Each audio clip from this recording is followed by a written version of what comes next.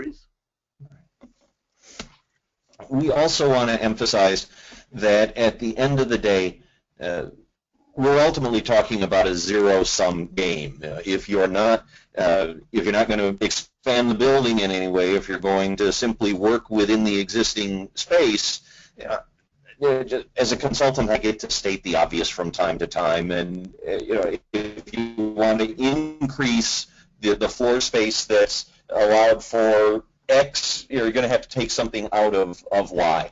As you work through these protocols with us, we want you to keep that in mind, that the changes do involve improving some things and giving up some other things. That becomes a critical effort. As you start the process, there we go. As you start the process, we have up on the screen big change, small change, and loose change. A lot of times when you're renovating an existing space, re-envisioning an existing space, the space you're in is the product of a variety of little day-to-day changes that you've made over the course of probably several years in immediate response to a condition that was right on top of you at that moment. You've made a series of smaller and larger changes over a period of time, and one day you might wake up and all of a sudden it just doesn't, the whole layout just doesn't seem to make sense. Years ago I was involved with a reimagining project at Elgin Community College at the library there, and that's exactly how the staff and I described what motivated the change. Well, technically, actually, what motivated the change was the fact that they were going to get new carpeting throughout the whole library. But the director of the library at the time, the director of the Renner Library, just said, we all kind of just came to the realization that the layout of the building didn't make sense anymore. So they wanted to take a holistic look at how they might improve the organization of the space. But it's important that at the outset that you define the big goals. What services or collections do you want to highlight? Are there services or protocols that you can change, that you should change in this opportunity? Aesthetics to update, repairs to make. You have to have a roadmap at the beginning of a project like this. You have to identify exactly what it is you want to accomplish, or you're just going to produce a new mishmash. It's important that you establish priorities. This is all part of the early planning process. You need to think about how you're going to structure your project. Who needs to be involved, who gets input, who's going to make what decisions, and who has money. In Barrington's case, one of the case studies we're going to look at, they had been developing a building reserve over a period of time, and that became an important parameter for kind of defining the scope of the project. Establish the priorities. That's one of the key things you need to do at the beginning of the project as you lay the groundwork for reimagining, re-envisioning your existing space. Joe? Thanks, Anders. That prioritized list is a key because, as was pointed out earlier, when it's a zero-sum game, not everything can be accomplished, and you don't want to inadvertently miss the item that has the biggest impact in terms of service. So thinking through that impact before we get too deep into the design aspects is critical. After you have a sense of what you want to accomplish, the next thing to do is take stock of what you've got. This is one of your primary resources, simple space. And a lot of times it's hard to look at the space because of all the things that you're trying to do in it currently. So we try and understand what you've got, why you have it, what decisions were at play when the current layout was formulated over those series of decisions. And then we want to step back a little bit and recognize that that's not the only way to interpret the space.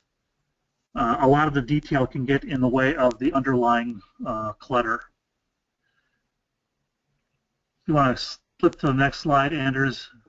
Very One of good. the things we try and do is think about how public perceives the space, and in many ways we do this unconsciously as library users. We don't see the individual books, we don't see the individual computers at first glance. What we see are pathways between things, between elements, between walls. We understand places where we can go and places where we can't go. In a lot of ways, our subconscious is thinking about that path from where we are to where we want to end up. And in the case of Barrington, the design of the building over time had turned the user experience into more of a gauntlet than a welcoming, inviting experience. Because you couldn't turn left, and there was only a narrow option to turn right, and there were a series of bottlenecks and narrowings, and the first experience of staff was more of a checkpoint than a welcoming greeting kind of experience. It turned into a series of twists and turns that eventually led to something interesting and useful. But the staff's impression, and I think the board concurred, that experience of the library, no matter what was at the other end of that path, was really more of a reward for having braved the building to get to it than one of a sense of wonder and delight. So I think part of the design process is how users experience the building just as a building. After that, Yeah, and Joe, as I recall, when we laid this out, when we laid that entry progression out, it struck all of us, staff, trustees, you and me, all of us, how deep you had to go into the building before you actually got there. right, it was a true test of your determination. Right. The other thing that is useful is to take stock of the feedback that you've gotten from the public on your building. The next diagram shows the Evergreen Park Public Library, and we diagrammed all of the feedback that staff had accumulated over time, partly by just listening to themselves, but in large measure tracking the comments that they got from the public.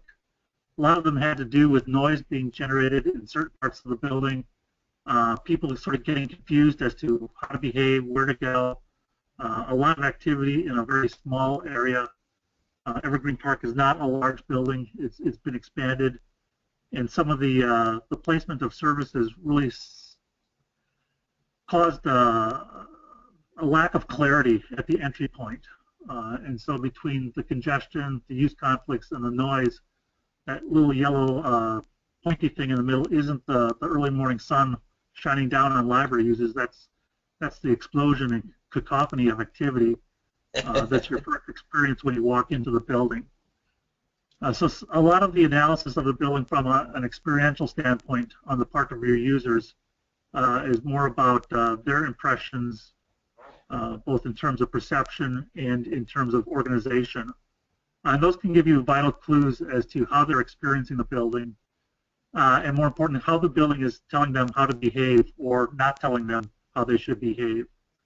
And so in this case, with the first computer experience being part of kids, part of the challenge was teens coming in there, adults, general unintended mixing of age groups, behaviors that really weren't appropriate to the youth services department. And then mixing of teens, adult users, lots of technology jumbled in with what were supposed to be quiet reading environments. And so noise and organization became the clear challenges. And that really became evident as a result of diagramming these complaints on a plan. Understanding the problems is important, but the next diagram illustrates the importance of understanding where the opportunities lie. And in this zero-sum kind of approach, one of the hopes is that you've got some space that can be repurposed. Try to avoid that one-for-one exchange additions being tied directly to eliminations. And if there are spaces that you think aren't really earning their keep, it's important to make sure that we try and channel those spaces into more productive uses. That isn't necessarily converting them directly into some other purpose. Sometimes there's a series of dominoes but the ultimate goal is to take the space that you feel is underutilized and by way of those dominoes, move it to a location where it can be put to a more important, more productive use. Classic examples, building layouts really are sized for the big picture components, back layouts, major meeting rooms, things of that nature dictate building width. There are spaces that don't really fit well into those kinds of configurations. In this case, there were some office spaces that were very deep. One end of the room was used productively, and the rest of the space was really a pathway to get from the corridor to the actual work zone. So we looked for ways to better utilize that space.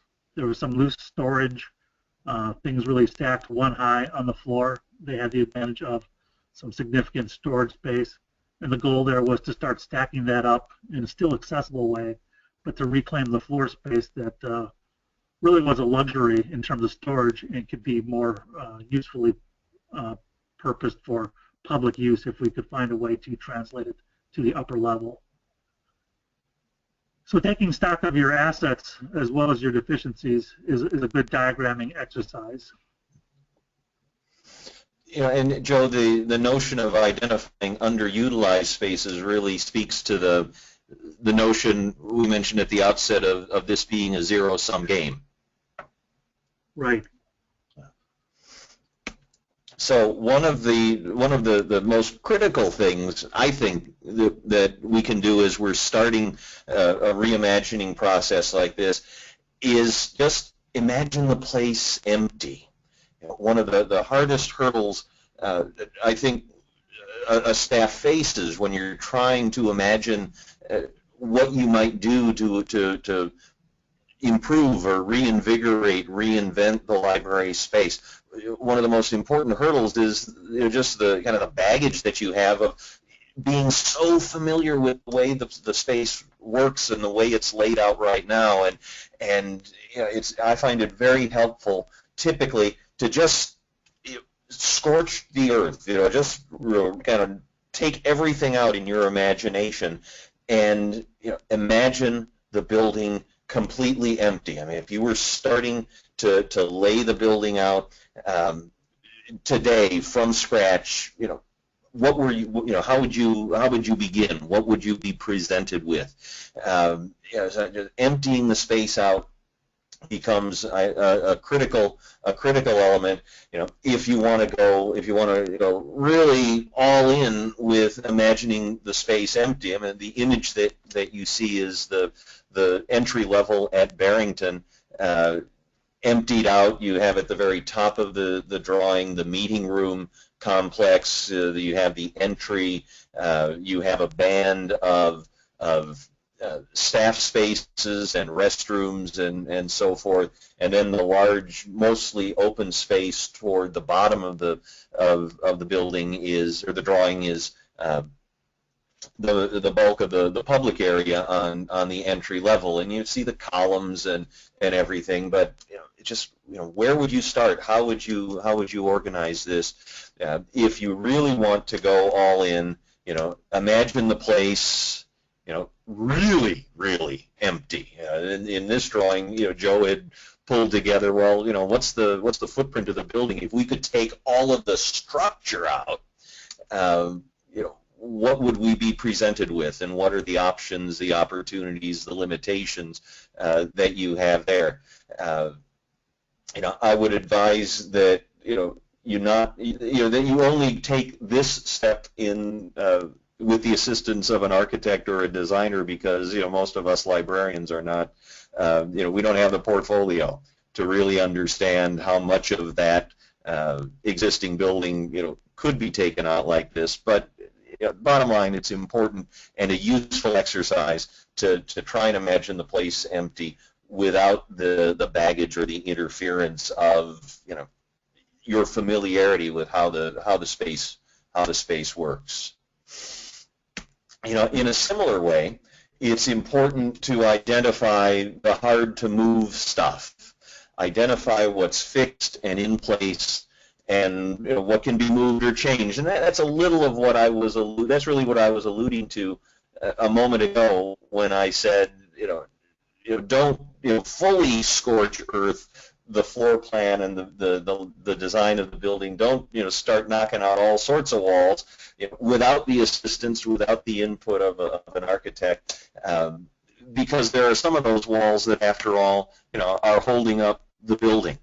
A lot of times, the front door is a piece that's fixed in place. It would be hard to relocate the front door, and I'm loving these graphics that Joe put in, twirling different elements around. At Evergreen Park, there was an emergency exit feature that was going to be very difficult to work around, and so that needed to stay in place. Mechanical chases are often difficult to move and relocate. It's important to understand too that what's fixed in place, the notion of what might be hard to move, it doesn't necessarily doesn't have to relate to the building. It might relate to kind of the organization of the library. There are structural limitations that become hard to move. There are fiscal limitations, things that are too expensive to move. And there are what I might call political limitations as well. I once worked with the library in Dubuque, helping the staff think of ways that they might reorganize, reconfigure, optimize the use of the existing space. And the director at the time was someone that I had known for a few years through the American Library Association, and on my first site visit there, Nikki and I were in her office and just chatting a little bit, and after about 10 minutes Nikki said, "Oh, by the way, Anders, technical services stays where it is." And that was all she needed to say. I mean, what she was telling me is that if during our discourse we would recommend moving technical services, there would just be internal troubles that Nikki was not wanting to raise at this moment in time. So we went through the process. Technical services stayed where it was. Technical services really needed to move to another part of the building, but it was just off the table. So hard to move stuff can be hard to move for a variety of reasons. Restrooms are often hard to move as well. I'm remembering the work that Joe and I did at Barrington. One of the things that surprised me was that in that entry sequence, one of the elements that created a pinch point was the restrooms. The restrooms were there and kind of crowded in the entry sequence, and as a librarian, I would customarily have assumed that the restrooms were pretty much immovable, too expensive to nuke out and remove. But as Joe looked at the plans and looked at the structure itself, I mean, he determined that they could be moved, and at the end of the day, they were moved, and that created all the difference in that particular plan. So, again, important to identify the hard to move stuff. Sometimes it can surprise you. What's hard to move will run counter to your assumptions about things. It's important to locate the good stuff, and by the good stuff, we're basically referring to power and data transmission capabilities in today's library. Increasingly, we rely on access to electrical service as users are bringing their own devices into the library. They need to plug in, they need to recharge. Years ago, I worked for the library in Morris County, New Jersey. They were a county-wide reference library. The reference department in that building, the original building, was about 12,000 square feet, and in that 12,000 square feet, there was a sum total of 2 duplex outlets that users could get to, and you know, I mean, this is long enough ago that we were pretty early in the age of laptops, but you know, staff reported that there were occasional fist fights, after all, about you know, no, you are fully charged, it's my turn, and so you know, access to power and data becomes increasingly important. In many libraries, in most existing libraries, it's important to understand that added access to those services is easiest to accomplish in certain areas. It's easier to bring that service, you know, down a column, a structural column in the building. It's typically easier to engineer that service if you need to add it, if you want to add it. It's easier in an existing space to add it around the perimeter of the space. So, you know, as you look at the building, as you locate the good stuff, these spaces in particular become, you know, hubs where you can readily think of adding and expanding access to electronic services. We just flew in some additional options for the perimeter. Some libraries might have an in-slab raceway, basically a channel that's been built into the floor where new electrical or data services can be run. If that kind of raceway is not a pre-designed feature in your library, you know, one can, you know, cut a channel into an existing floor. You know, it becomes an added cost to the project, and you know, might push the cost of the project beyond what you can afford. So there are, you know, very pragmatic limitations that we want to be aware of. Basement spaces create an opportunity for delivering power and data services, because if you do happen to have a basement space, it's possible to bring the service below the floor and then pop it up through the floor structure to improve access as needed. But you know, basement spaces is not a guarantee in any design. Joe? Thanks, Andrews.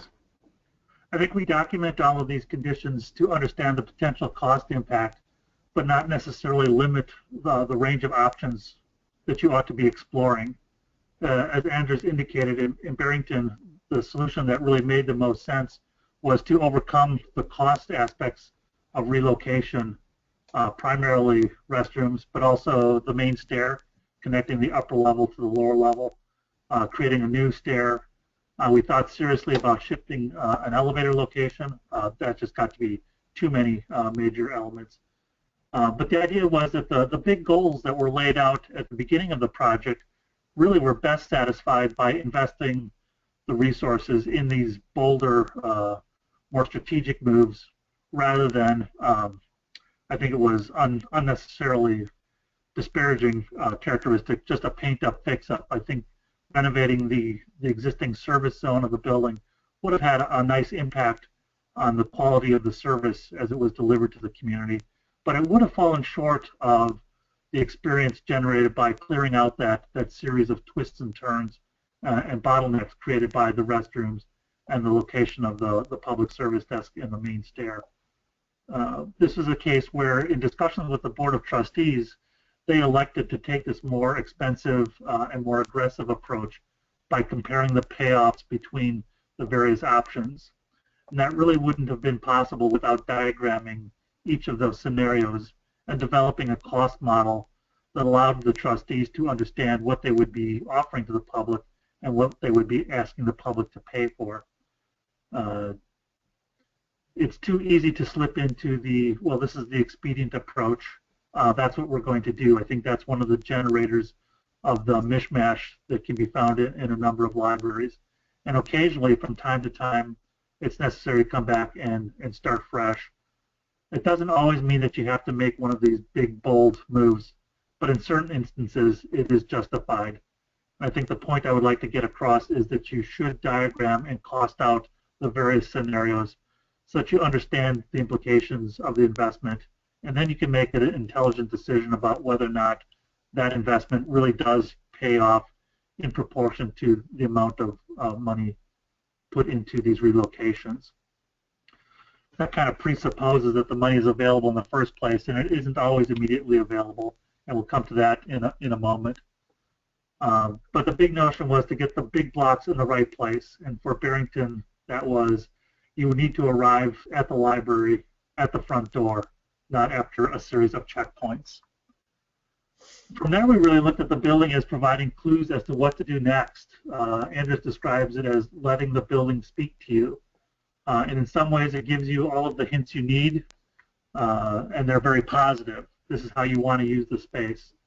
Barrington had a wonderful space as its arrival zone. The main lobby connecting the entry to the meeting rooms has a lot of character. It had some issues with acoustics. It had some issues with light levels.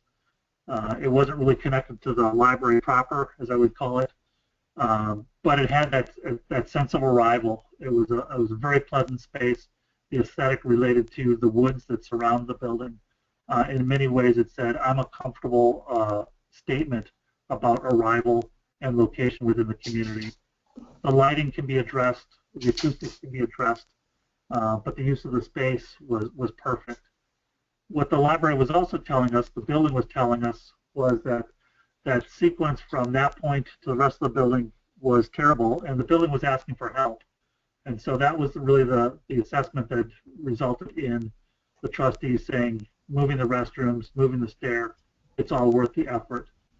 And that really came about as a result of a desire for that quicker connection between entry and the cool stuff, and a central activity node filled with people actively engaged in some form of library service from which you could access technology, media, youth services, the quiet zones. It all really wanted to spin off of that one central space. If we hadn't set that out as the primary goal for the project before we started designing, we probably would have ended up with a different diagram and a different design for the building. So that connection between your objectives at the beginning and the diagrams produced as part of the study is essential. Otherwise, they kind of wander off in directions that don't necessarily have a service payoff. You know, there's the notion of letting the building speak to you. I think Joe alluded to is a kind of new agey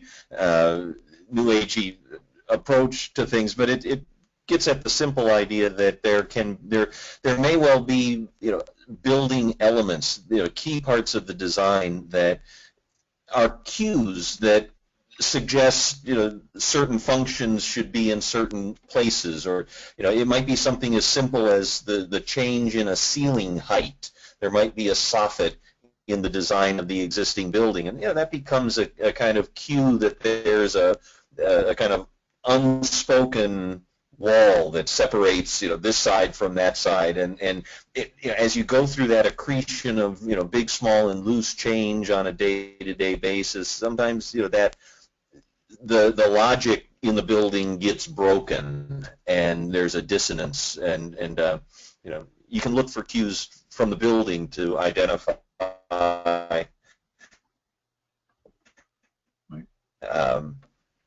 the space wants to be organized. Ideally, what the building is telling you matches how people want to use the building, and so creating service modules that relate to your community's needs, your service model, align with what the architectural elements support and encourage. Once the big picture components are in place, the big blocks are located, breaking that down into components that make some logical sense in terms of how people want to use the building is our next step. So we're back to thinking about this as a series of spaces from a user's perspective. The first thing we like to think about is where the service points are. Connectivity to the staff is one of the major amenities, major services that libraries offer, and positioning the staff in ways to be successful in those interactions is important. But it's equally important to think about the arriving visitor and how easy is it to get to staff. First, see them, approach them, sit or stand and engage in the right kind of activity, move to the next service point. So the logic and the visual connection between the service points is important. then organizing those service points around major blocks of the service or collections, resources of various types, is our next layer of meaning. Not always true, but for the most part, the organization of those big blocks of space support that arrangement of the bigger blocks. From time to time, as we lay those out, we'll find a conflict between what was the big concept and the ideal arrangement of services, and then it's time to step back and try a new underlying concept. We don't want to let the detail drive the overall experience, but we can't ignore the detail either. And the final layer is to put back in all of that detail that we suggested you scorch at the beginning of the process. And at this level, the finest layer of detail, it still has to hold together as a concept. If we don't have convenient access to circulation or public services, if we can't find things like technology, if we haven't located people where people like to sit, and it isn't always along major traffic routes, if we can't deploy collections in a logical order, if we can't establish the connections and maximize flexibility in multiple uses, well, then the diagram probably doesn't warrant implementation.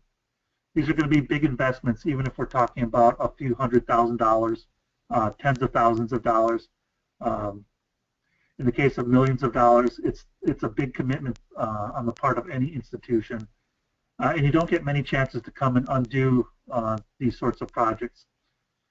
So it's got to hang together at that conceptual level, the big block level, and it has to work at this fine layer of detail. So I would encourage all of you to stay the course throughout a process and really ask the hard questions about the locations of all of the specifics. The numbers of shelving sections, the locations of seats, who do you intend as the user of a particular piece of technology, how does that change over time? And it's at this layer of detail that you really get into the hard testing of those more strategic concepts. Yep. We want to emphasize that you sometimes can't anticipate or expect to do the whole renovation at once. And just as by way of a kind of quick example, at Evergreen Park, Joe was able to, there was a concept that was developed that involved, 3 or 4 principal components, a concept for the entire library renovation, and of that, we were able to focus on a series, or Joe was able actually to develop a series of, I'll call them implementation segments. He was able to organize the total renovation project into multiple components. I think there were 3 or 4, Joe, as the project evolved, and ultimately we chose to start by reorganizing the East Bay into a young adult zone, and that's the small scale project that's in progress at Evergreen Park that Joe mentioned at the beginning. And as the library is able to develop funding sources, they will continue with eventually implementing the holistic renovation that was accomplished. You don't necessarily have to do everything at once. There are often ways to segment a project and organize it into smaller, more easily implementable pieces. As you do that, however, you will be doing it in the context of the bigger plan. You have a bigger roadmap that's taking you to the full solution, but you're doing it in stages. Right. There are also questions about scale, and Joe will talk with you about that. Right. In Evergreen Park, because it was a series of renovations, and because the building was relatively new, and they were generally happy with the overall aesthetic of the building, the challenge was to make these modifications in a way that didn't seem foreign or disruptive, that added emphasis where the library thought it appropriate, but really stepped into the background where it was helpful to be part of the general character of the existing spaces. And so the notion here is most of what you're looking at is repurposed, reused, relocated with a few new key insertions. In the upper left image, the orange wall is an enclosure for the new teen activity room. They're near a middle school. This is a place that the community likes to see their teenagers after school. There are a number of opportunities provided, but those opportunities really were intruding on the enjoyment of the library for a number of other patrons, and this gives the library an opportunity to provide space for both groups that has the appropriate level of activity and noise and doesn't disrupt the other groups.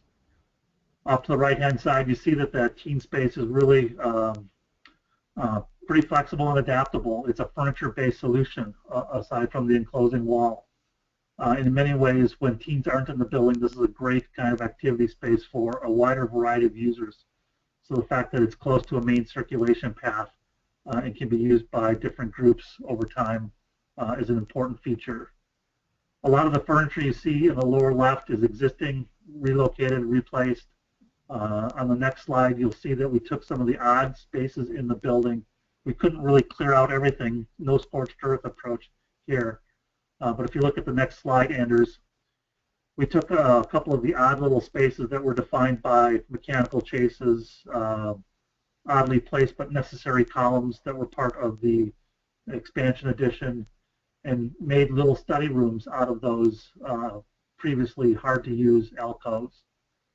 The flooring is attic stock that we put to good use. We repurposed most of the existing shelving but inserted a few new display elements at strategic locations, reconfigured other pieces, as you see in the right-hand drawing photograph.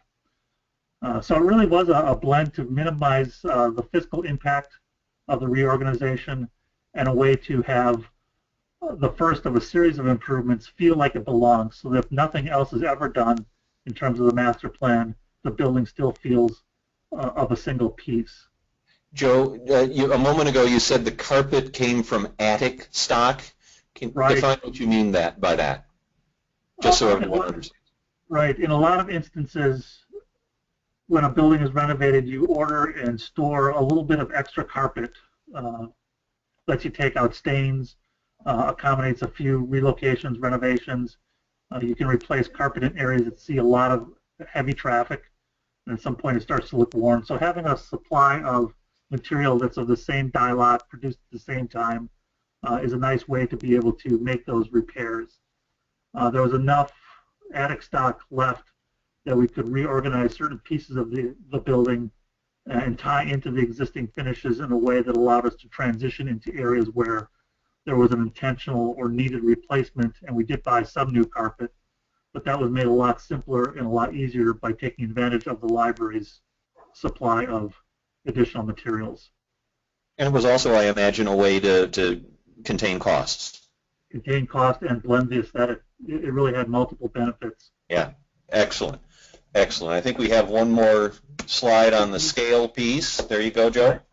This is the other end of the spectrum where we as a library, we as a community didn't like the look of our library. A little dated, a little too traditional, a little dark, kind of still stuck in the avocado and harvest gold kind of period. And the entry lobby, the trees reminded us of the woods, but it was loud, echoey. There was a slate floor and people kept tripping. And the challenge was to modify the character of the spaces as well as the function. And you can see in the next slide that the hard surfaces of the lobby space are replaced. The space is brighter, it's more acoustically absorbent. Anders, can you click ahead? Thank you. So the upper right-hand image is that same lobby. You can see the structure is still there. There's a series of acoustic panels layered on the white wall. The staff spaces that were up above, you could really get lost in technical services and graphics. Those have been opened up. The ceiling on the second floor actually absorbs some of the lobby sound, and the connection between that arrival space and the library is dramatically different. It's an entire arcaded entry plane rather than a single portal through a massive brick wall. And you can see the change in aesthetics. It's still a low space, 9-foot ceilings at the highest in many places, lighter, brighter. But this too was a result of the library's stated goal at the beginning, the analysis of what they wanted to accomplish. And they wanted to change from the heavy dark woods to something lighter, brighter, techier, and more like Google, in their words. And without that, again, as a stated goal, the project ends up with a completely different look to it. So the entire process really is tied back to that goal setting and prioritization at the start of the process. I hope these two examples really give you a good sense of the variety of opportunities and the fact that it can be scaled to just about any size, can be adapted to just about any aesthetic.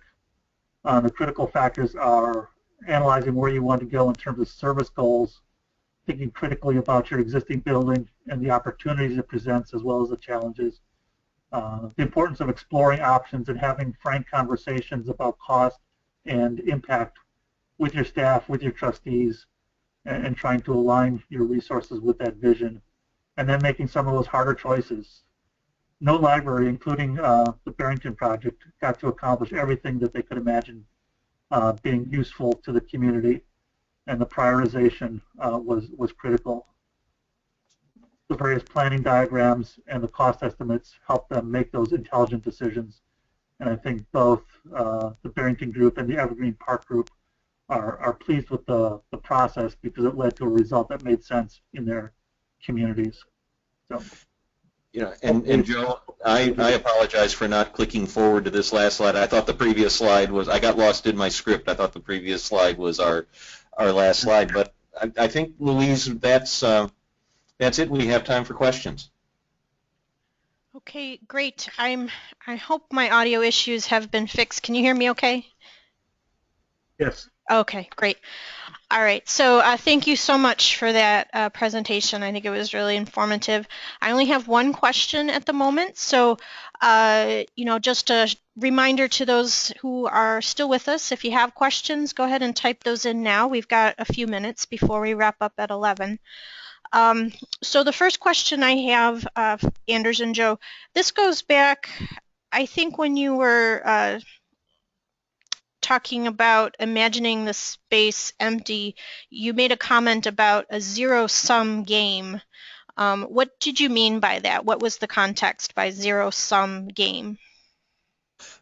Well, this is Anders. We mentioned the notion of a zero-sum game a couple times. Our premise in organizing this presentation was that the library is not going to expand expand the space within the existing building, so that, and what that means is that if you then want to expand, say you want to expand the number of computer stations for public use, or say you want to create within the existing building a maker space, if you're not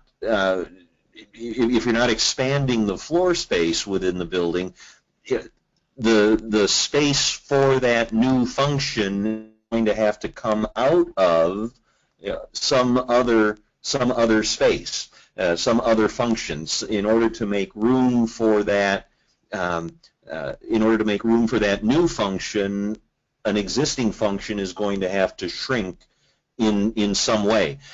Now, maybe the shrinkage happens because a particular space is being underutilized. When Joe was talking about underutilized space within the building, it is sometimes possible to identify spaces, functions that occupy more space than they really need. I think at Barrington, we found that in their technical services department, in the renovated space, technical services occupied less space than it occupied originally, and that has to do with the way technical services routines had changed over time. It had to do with the way the manager in that department had organized and developed workflow over a period of time. They were able to use less space. But they were also, at Barrington, they were also interested in making the collections more accessible, and that translated into reducing the shelf height from 84 inches to, I think Joel was 72 inches. They could compensate for that by increasing the footprint of the collection, but they chose, they understood that there were other things that they wanted to do, other improvements that they wanted to make, and so part of the zero-sum game at Barrington was that as a result of the renovation, the collection inventory actually decreased. All right, thank you. We do have a couple more questions coming in. So how do you balance input from multiple departments? Each department has priorities and knowledge of how customers use their space, and everyone thinks they are most important. So how do you balance that input?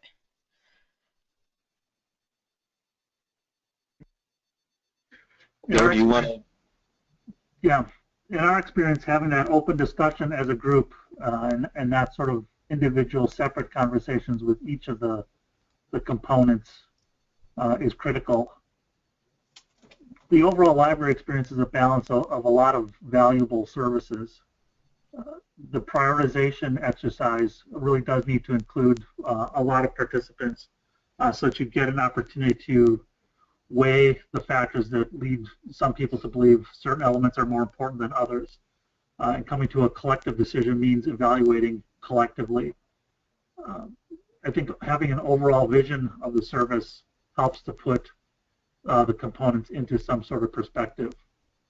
It doesn't mean that everyone's going to be happy, and I think, again, back to the Barrington stories with the size of the reference collection, Anders. All of the various elements, technology, collections, places to sit, activity spaces, have some import, and not all of them, probably none of them, are going to end up at what someone would like them to be.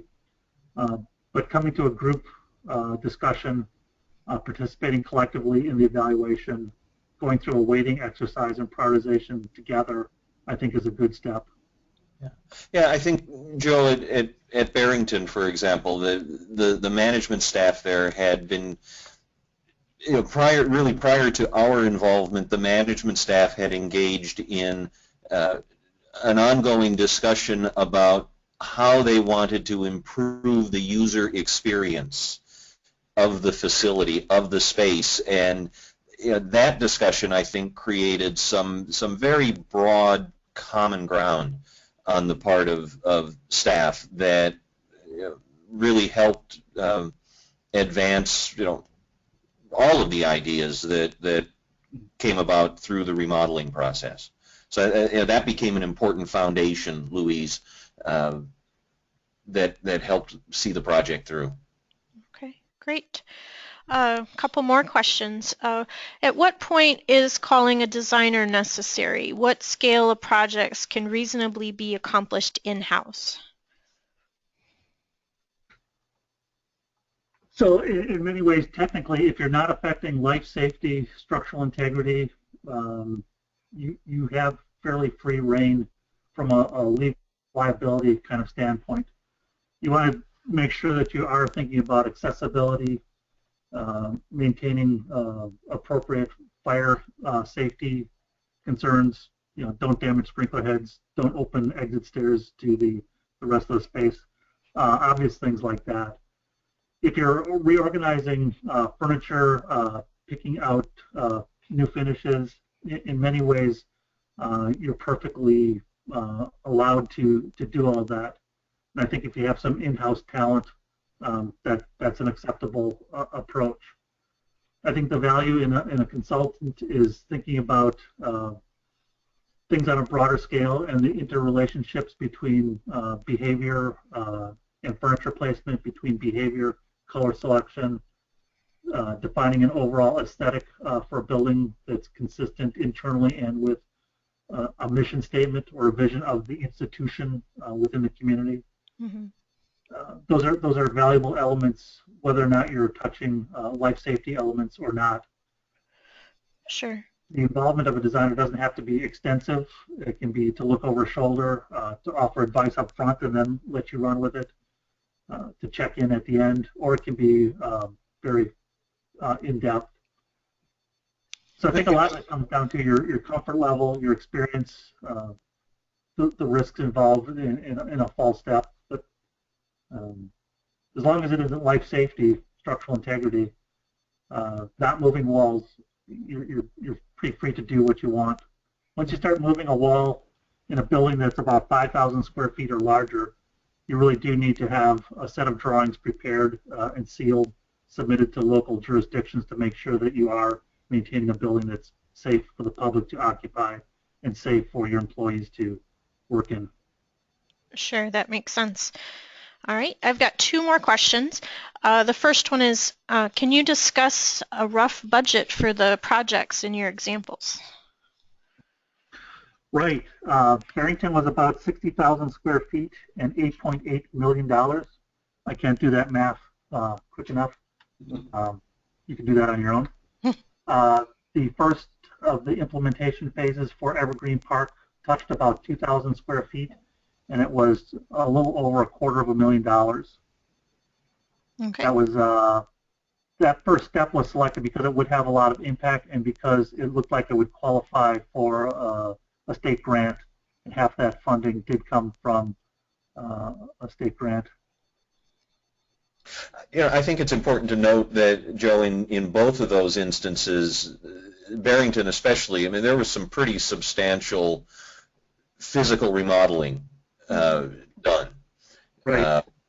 And even Evergreen Park, while it was smaller scale, I mean, it did involve erecting walls and moving partitions and so Right. on. So I think it was pretty substantial as well. And in Barrington there was the original central stair core was removed and relocated. Right. Those are pretty substantial things. Right. The building got all new mechanical systems as part of that. All new lighting, and it's 60,000 square feet of lighting, new ceilings. It was a pretty inclusive project. The administrative suite got a coat of paint, and that was it. But everything else was taken down to structure. But it's a good question, though, is in order so that the participants have some understanding, some point of reference. Right. Yes. Yeah. Yeah, Evergreen and Park was much simpler. It was paint and carpet and 2 new walls, and we moved some power connections around and walked away. It was pretty simple. yeah. All right. One last question. In your experience over the past 5 years and looking forward to the next 5 years, are there service areas that public libraries, and I imagine this could be any type of library that you've worked with, are there service areas that libraries are expanding, or are there areas that are being de-emphasized? Well, one of the trends that I've observed, and it kind of surprised me actually, was to note that in public libraries nationally, the collections, print collections, traditional collections have been in active decline for about 10 years now. The number of volumes held per capita nationwide in U.S. public libraries peaked in 2003, and it appears that over the last couple years, the last reporting year that we have is for fiscal year 2013, it appears that actually the rate of decrease is increasing, if that doesn't sound too complicated.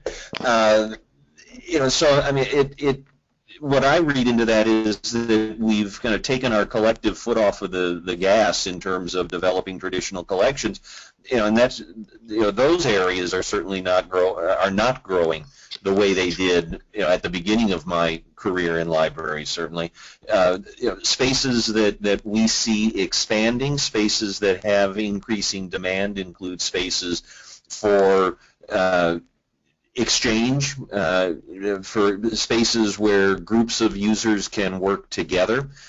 Barrington has a couple spaces that have technology that allows the user to plug multiple laptops in and share information on their respective screens. Programming space, event space becomes increasingly important. Technology space is important as well. We mentioned maker spaces and the like during the course of the presentation. Technology space is important, but even that, the character of that space, I find, is shifting. It's not necessarily space where the library is providing a piece of equipment, a CPU and a monitor and a keyboard. That's the, quote, traditional image I have of a technology station. It's not necessarily that, but technology is simply, it reflects a character of the space that makes it easy for people to use technology in that space. It's something that it's a space that will facilitate people bringing their own devices to the library and using and charging. I mean, those are some of the key advances and recessions, I guess, that I'm seeing. Joe? Yeah, and I think the biggest surprise for me is as collection size decreases, we're allocating similar or increased amount of floor space to those collections to improve their browsability.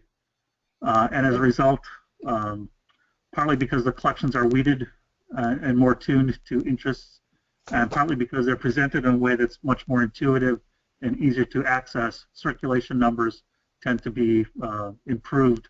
Tend to go up. Yeah. Makes sense. Collections are getting smaller, but the space for the collections is not necessarily decreasing, because libraries are also becoming more and more insistent that we present the collections in, as Joe mentioned, a user-friendly way, which is to say shorter shelves, wider aisles. So it's the collections are smaller, but they're presented in a more accessible way. Don't make me crawl on the floor to find a book or a power outlet. There you go. All right. Well, Anders and Joe, thank you so much for your time today. I love the photos on your last slide there. That's very cute. But thank you. I hope everybody found the webinar helpful, and I appreciate